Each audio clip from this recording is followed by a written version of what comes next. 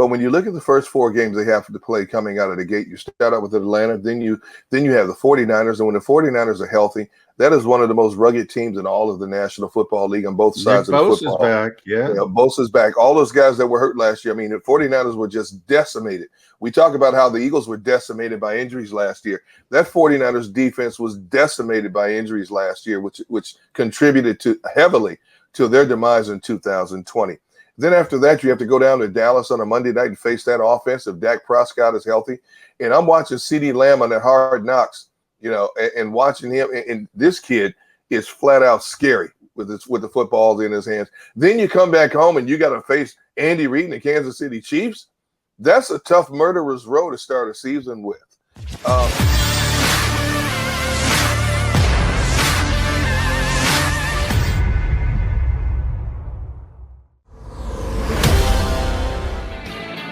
A Football Friday, thankful Football Friday edition of Birds 365 with your Mac and Mac guys.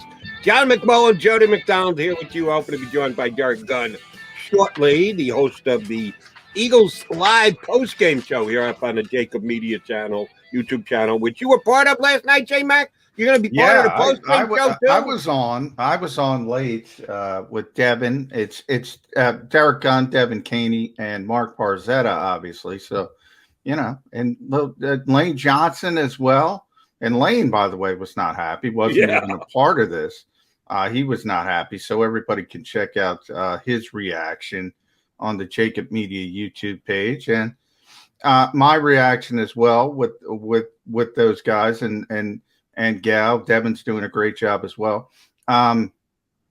Look, it's hard to spin that in a positive direction, other than it doesn't matter. So you turn the page and you move on to this week.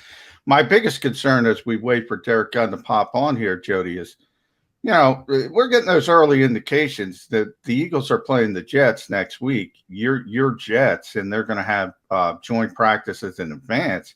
Sure sounds like they're going to place more importance on the joint practices, and I wouldn't be surprised if you didn't see anybody in that week 3 preseason game, which is now the final preseason game, the traditional final preseason game with the Eagles and Jets. So you're going to see a bunch of what you saw last night. Hopefully it's better than 35-0. But, I get a kick out of it because it's preseason football. Look, we talk about the Eagles, Birds 365. I mean, 365. We're on Monday through Friday, but you can always go on the channel, and that's why we call it that, because you can always get your Eagles information. We have to react to what's going on, and what's going on is 35-0, plus you have 17-0 in the second half against Pittsburgh. So we got 6 quarters of football where a rookie head coach has been outscored 52-0. You're the math guy, Jody. Is that correct? That's bad math. Anyway, you slice it, that is very bad math for the Philadelphia Eagles. All right, you mentioned trying to put a good spin on things. You're having a tough time doing it. I'm having a tough time doing it. On the Birds Live postgame show last night, Lane Johnson had a tough time doing it. Derrick Gunn, you even going to try and do it? Put a good spin on the last 6 quarters of Eagles football? Nope. Nope. But I'll tell you guys this. I tell you guys this because I say this all the time. Whenever I'm at Eagles practice or football practice, and you see a lot of people, this guy's spectacular catch. This guy looks really good in practice. I'm like, okay, they look good. They look good in a controlled environment. But I never get too hyped about practices. The games that are telling stories. And I understand, a lot of starters didn't play last night at the last minute once Jalen Hurts was announced not to be played. But you've got to have young men that step up, and I'm not talking about rookies. I'm talking about guys who have been here before as professional athletes. Yes, they're all learning a new system. We get that. But you're trying to make that 53. You're trying to make that paycheck. If not the 53, then the practice squad. And outside of maybe Alex Singleton, Miles Sanders looked good, the limited touches he had. But outside of Alex Singleton, who really stood out to you guys? Because for me, nobody really. I had to look at it, D-Gun, because I do my stock market for Sports Illustrated, the ups and downs. I had plenty of downs, as you know.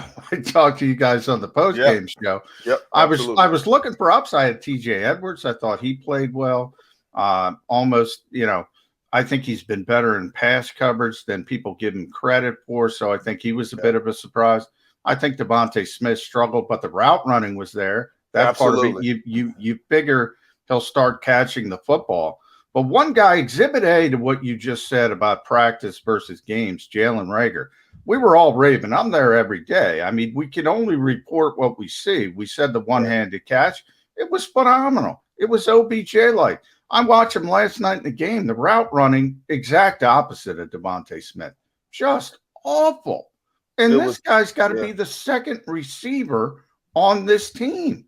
It's got to be a little bit of a concern. Well, maybe he's not the second receiver. Maybe Quez Watkins emerges as that second receiver, and Jalen slips down to the number 3 receiver. You'd like to think that competition breeds competition. Jalen Reagor had a tough year in 2020.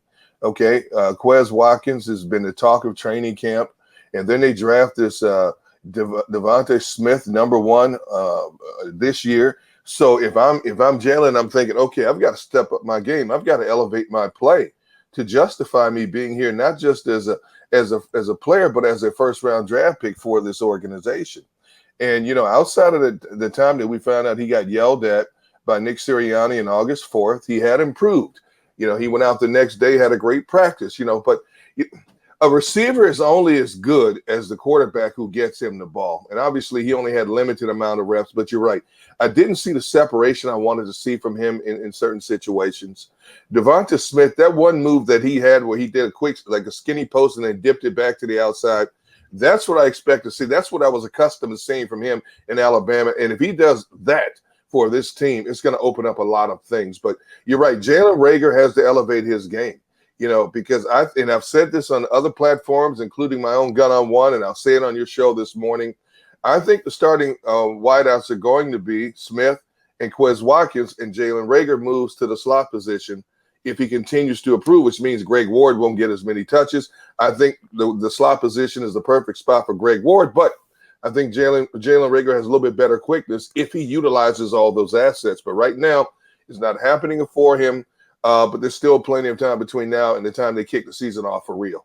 Oh, by the way, let me tap into the Derrick Gunn line of thinking and really annoy all Eagle fans here. Don't do it. Don't do it. I'm going to do it because facts are facts. And you're right. Practice is great. It's not a game. Tell me what you did in a game against a team with another jersey on. Right. Quez Watkins, who everybody loves, has 1 catch. Yeah. 1.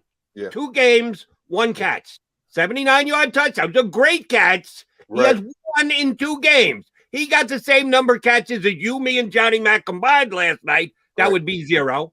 And yes, he got behind the defense and Hurts overthrew him by a little bit. That's not a catch. That's an moment that you walk off the field because it's 4th down. Right. We're getting a little crazy about Quez Watkins, who had 1 catch in 2 weeks.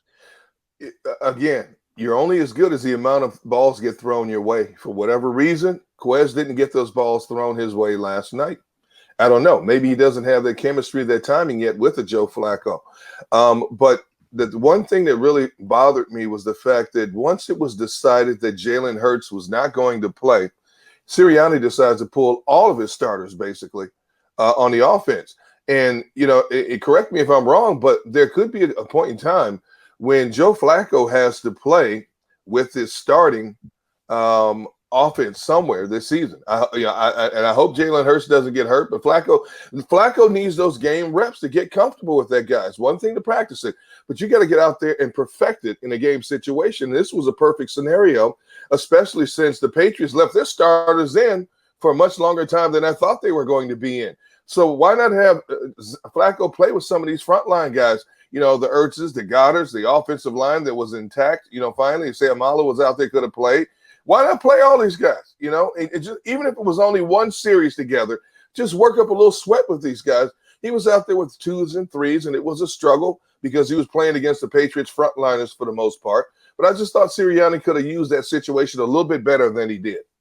Yeah, I agree, D-Gun. We talked about that on the post-game show, and that's what I want to piggyback off. The fragmentation, the herky-jerkiness of the decisions You're playing the back seven on defense outside of Darius Slay for a little bit, but not the front four. You're playing the left side of the offensive line, but not the right side of the offensive line. You're playing the young receivers who need reps, but you're not playing the other guys that they need a chemistry with. Everything's got to be in concert.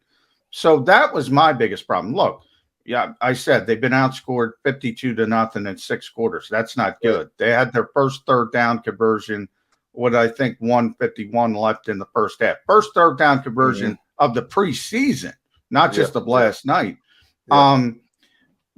But all of that I can forgive. I can't forgive the plan. And even when the quarterback, and that, as I said on your show, that's not Nick Sirianni's fault, but you got to handle it better. Is that fair to say, or am I overreacting to that? Well, I understand why a lot of coaches, if you look across the National Football League, a lot of teams are limiting their frontline guys in preseason games, and understandably so. When you look at the volume of injuries that have occurred in training camp and preseason games over the last 5 years. I mean, the Jets just lost one of their prime defensive players in a controlled scrimmage. Lost in a controlled scrimmage in Green Bay, ruptures his Achilles. Injuries are going to happen. Whoever you start with in September, you're not necessarily going to finish the season with that same nucleus of players come January. That's understandable. But I just feel that maybe Nick's being a little bit too cautious. Now, as Lane told us last night, they're keeping things very vanilla. You know, they want to have as much of an upper hand against Atlanta when they hit the ground running as possible. I get that. You know, and who knows? Nick Sirianni may come out September 12th against the Falcons and call the game of a lifetime that we'll be ecstatic about. But, you know, there's also that possibility it could be a little bit jagged, you know, coming out of the gate. Because if the regulars, and from what I'm told, the regulars are not going to play next week against the Jets. From what I'm told, if that's the case, that's over 3 weeks of not having any game reps with your starting units on the football field. Now, defense is a little bit different. Defense is more react. So I think the defense will be a step ahead of the offense when they hit the ground running. But that offense has to get that timing down, that continuity down. And Atlanta, while I don't see them as a juggernaut, they're not one of my 4 or 5 favorite teams to win the NFC in 2021. Atlanta is playing in that dome. I've been in that dome. It is very loud. It's going to be packed. You don't want that home team to just jump out on you like that, get the momentum, and have you play catch up the entire game. So hopefully, as Lane Johnson alluded to last night, they're keeping things very vanilla. But I just wish they could just get a few more reps. But that's a difficult thing to do because of the cautious nature that Nick Sirianni and other coaches are taking because of the constant worry about frontline players getting banged up. And let's face it, from what we've seen right now of this team, once you get from the frontline players to the second-tier players, in a lot of cases with this team, the drop-off is significant in talent. D-Gun, I hear what you're saying, and I think Nick Sirianni is wise to be overly cautious with a bunch of players on his team. Lane Johnson, hurt, don't play. Brandon Brooks didn't play almost all last year, don't play, fine. Dallas Goedert and Zach Ertz both hurt last year, didn't play last. All right, fine. Are you telling me that Jalen Hurts is going to start the season having thrown 7 passes in the preseason as a second-year player who didn't see the field till week 14 last week?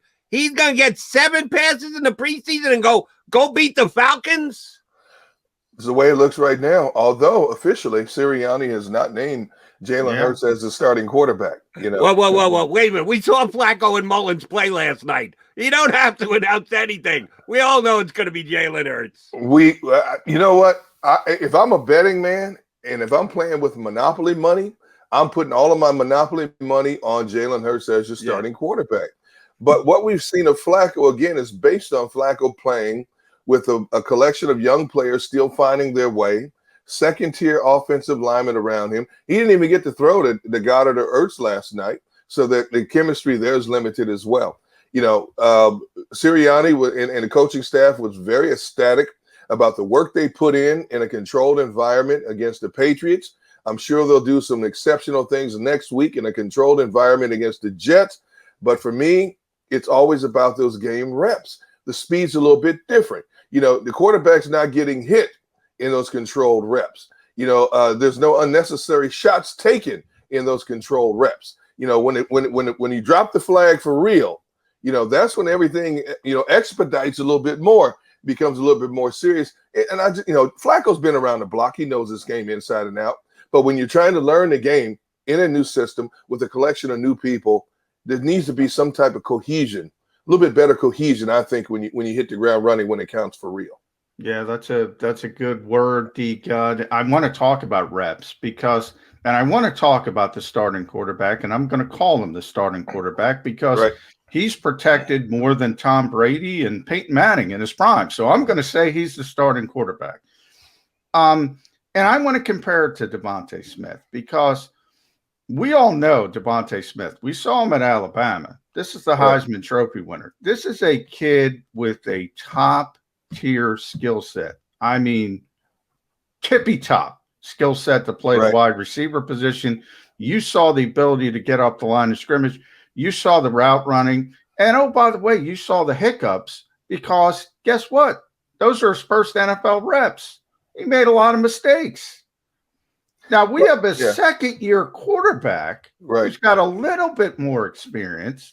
And no disrespect to Jalen Hurts, but he doesn't have that top-tier skill set.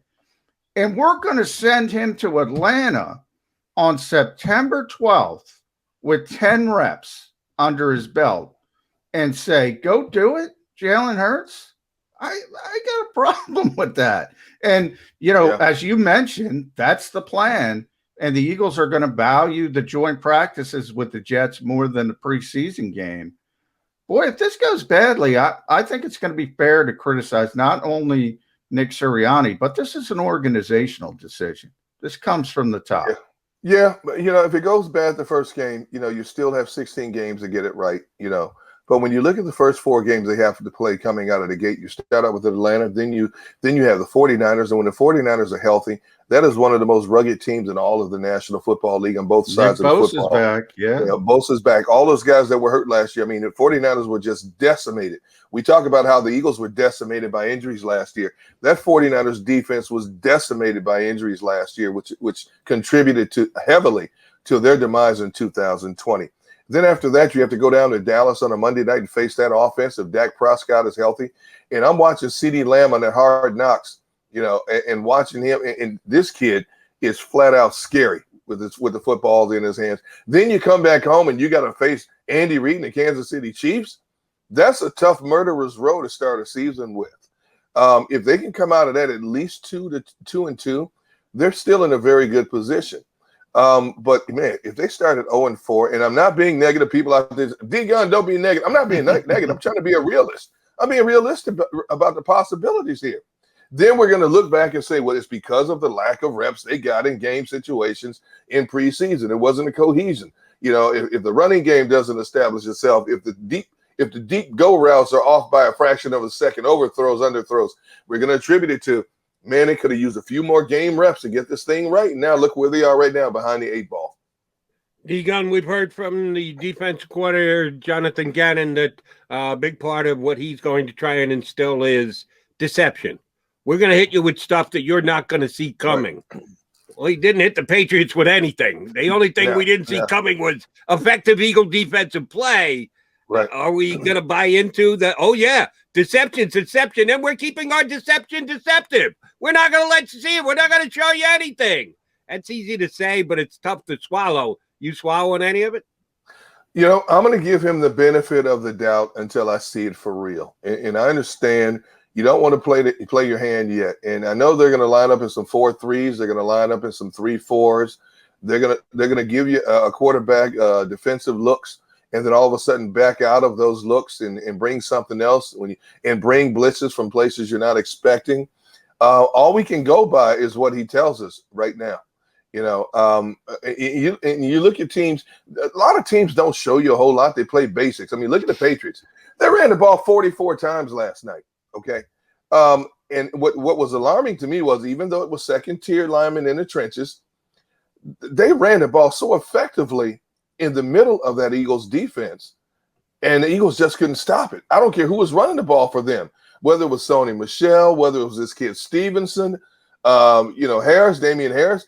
they were just running up and down the field on this Eagles defense. And I thought the two young guys, Milton Williams and T.Y. McGill, who played a good game last week, would at least step up and would give them better, stouter support in the run game. And it just didn't happen for the most part. So there's still a whole lot of work to be done. And let's face it, Sirianni has to play all these young guys as much as possible because there's some significantly tough decisions to make in terms of who's going to make this final roster when they break camp. And based on what we saw last night, those decisions are still very tough to make because, again, outside of Singleton, T.J. Edwards, not many, on either side of the ball, Devonta Smith, not many on either side of the ball really jumped out and established themselves. Matt Pryor had a rough night in the trenches. Nate Herbig had enough night in the trenches as well. So there's still some work to be done. And, I'm just glad I'm not in that decision-making process for this team. Yeah. Last one from me, D. Gunn. A live post-game show, JAKIB Media. I know you got to run, but Derrick Gunn, Mark Farzetta, Devin Caney, I'm a part of it. Bigger, Lane Johnson's a part of it. That's bigger than me. But D. Gunn, you mentioned we've been talking about the players. I want to talk about Nick Sirianni from this perspective. I mentioned that 52-0 number over the past 6 quarters. You mentioned the running game. Pittsburgh did the same thing in the second half. It was just running the football, no time of possession for the offense. I mentioned the third downs. They went nearly 6 quarters without converting a third down in the preseason. At what point do we have to give the head coach, who's the play caller, some confidence to say, okay, I don't care who's out there, first team, second team, third team. Let's have some success on the offensive side of the football to give the play caller some confidence. Yeah, I agree with that. You have to mix it up a little bit. When nothing's working for you, I don't care if it is a preseason game, just flip the script a little bit just to get some kind of adrenaline going on your sideline, some cohesiveness, something to get excited about, even if you don't score any points. But we didn't see any of that. We still saw missed throws, missed assignments, things of that nature. And I really, we really don't know a whole lot about what Nick Sirianni is or is not as a play caller based on what we saw. And I'm not going to put a whole lot of emphasis on it because it's the preseason. It was a little bit disappointing. But, I'm sure he's learning along the way. It's one thing to be a coordinator or an assistant in this game. It's another thing when the onus falls on your shoulders solely, and you've got a play clock to worry about, getting the information in from your offensive coordinator to you, to your quarterback. So, that's a little bit different situation. So I'm still trying to give Sirianni the benefit of the doubt. And again, I can't emphasize enough. I'm not going to come down on this team individually, collectively, for what we have not seen over the first couple of games. It's a little bit concerning at this point, but, who knows? Nick Sirianni may come out of a bag of tricks with something we are not even thinking about and not even seeing. And that's all we have to rest on now, because I expect to see much of the same thing next week against the Jets. Very vanilla, very bland. Let's get out of here unscathed with minimal injuries. They lost a young man. I didn't think he was going to make the roster anyway, but they lost a young man, Jason Kroom, last night, with a severe knee injury. If I'm a head coach, I'm holding my breath because that could have been Zach Ertz. That could have been Dallas Goedert. It could have been Richard Rodgers. So let's get out of there. Let's regroup. Let's look over the 3 games of what we need to do. We have 16 days after that last game to get this right, and hopefully we can make enough corrections to go down there and shock the world in Atlanta. He did a great job for years for NBC Sports Philly / Comcast Sportsnet. I still call it Comcast Sportsnet. Sorry about that. That's all right. And now he's going to do a great job for us all year long on the post-game show live right here on the JAKIB Media YouTube channel. D. Gunn, we'll be watching you after the game every single week, and we're going to ask you to get up every once in a while and up on Birds 365 for us. Hey, man, I don't usually get up this early unless I'm catching a flight or going fishing. So, you guys are special for me to get up this early. I need my beauty rest, as you can tell. When next we get D. Gunn on, you'll see the fly fishing over his right shoulder, because he'll be running out to the lake shortly thereafter. D. Gunn, great stuff. Thanks, buddy. All right, man. You guys have a great day. Thanks for having me on. That is Derrick Gunn, host of the live post-game show here on the JAKIB Media YouTube channel all year long. Mark Farzetta. I didn't get a chance to watch last night, Johnny, so I apologize. for missing you, Devin Caney, and Johnny Mack and Lane Johnson will be a big part of it as well. If you missed any of today's show on the JAKIB Media channel, listen to the podcast on your way home. Available on YouTube, Apple, and Spotify.